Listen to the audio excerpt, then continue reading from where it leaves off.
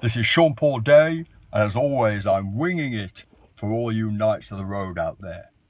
Now, it's been a very busy week as far as the taxi trade goes, hasn't it?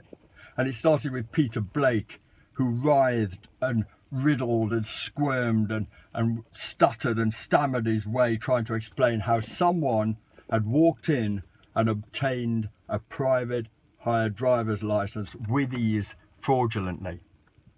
Now, instead of recognising that there was a flaw in the system and saying that they were looking to solutions, Peter Blake decided to be obstructive and combative and argumentative and avoidant, which made both him and TFL look utterly ridiculous.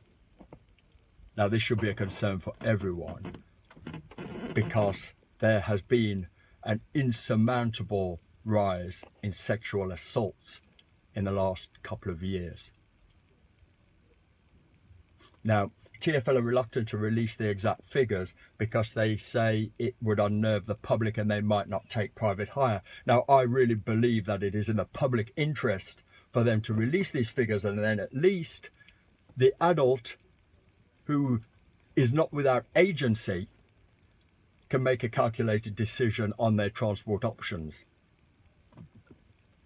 They might even take a taxi. Now, the taxi industry has been saying this now for a couple of years, that they are not issuing licenses.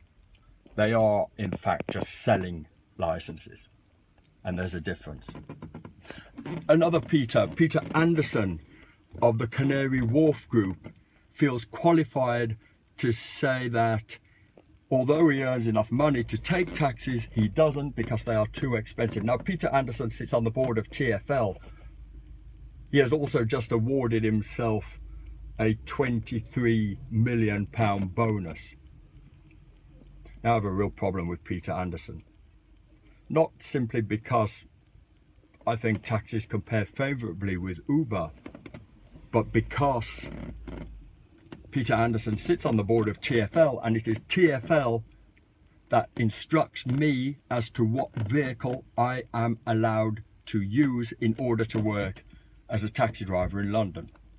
Now, the tariff is also set by TFL, and the tariff is based on the cost index of running the purpose-built prescribed vehicle that TFL says I have to use in order to work as a taxi driver in London.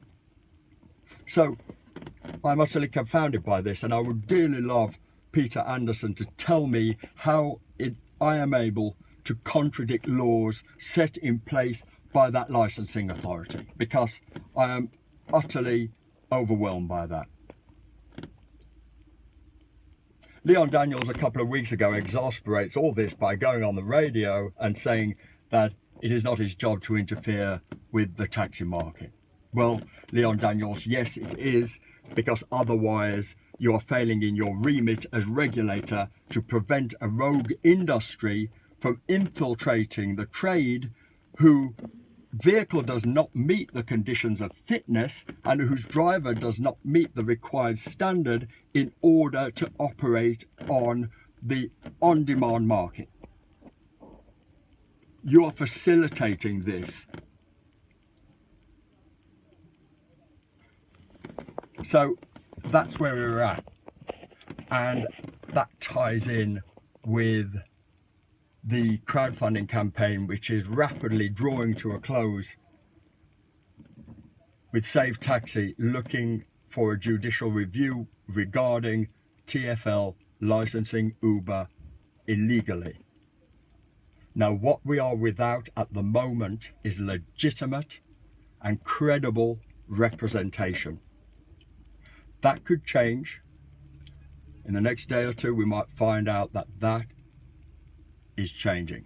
But as it stands of now, I feel, as well as a lot of other drivers, and I speak without prejudice, not represented in the way that we need to be represented.